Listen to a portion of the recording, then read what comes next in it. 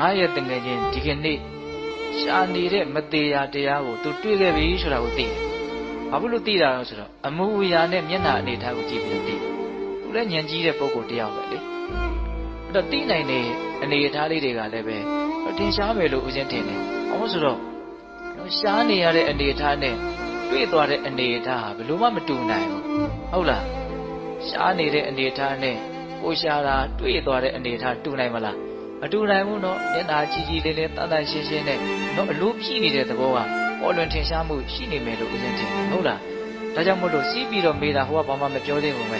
ငါရှင်နဲ့မင်းတို့ဒီနေ့ကြည်ရတာရှားနေတဲ့တရားရခဲ့ပုံရပြီသိခဲ့ပုံရပြီဟုတ်တယ်လားအဲ့တော့ဟောလားဟုတ်တယ်တဲ့ငါရခဲ့ပြီအဲ့လိုဆိုလို့ရှိရင်ငါ့ကိုပြောပါအဲ့ဒီမှာအဲ့ဒီဂါထာလေးကိုပဲထပ်ပြီးတော့ဟောတာဟောတစ်ချိန်မဟောလိုက်တာကိုသူတခါတည်းရရနော်ဟုတ်လားအဲ့ဒီဂါထာကိုထပ်ပြီးတော့ဟောတာအဲ့ဒီဂါထာကိုလည်းနားထောင်လည်းပြီးရောအဲ့ဒီကောလိတကလည်းပဲသောတာပန်ဖြစ်တယ်ဟောတကယ်ချင်းနှစ်ယောက်လုံးသောတာပန်ဖြစ်ကြတယ်နော်သောတာပန်ဖြစ်ပြီဆိုကိုင်းထိုးဘလို့လုပ်မလို့အဲ့ဒီမှာကောလိတကတော့စိတ်မြန်ကိုမြန်ပဲရှင်မောက္ကလန်ကသူ့ရဲ့အကြောင်းအရာတွေကိုပိဋကတ်တော်ထဲမှာခက်မြန်ခက်ကြမ်းပဲတွေ့ရတယ်ဟုတ်လားရှင်သာရိပုတ္တရာကအလွန်နူးညံ့သိမ်မွေ့ပြီးတော့အလွန်သိခန္ဓာကိုတွေ့ရတယ်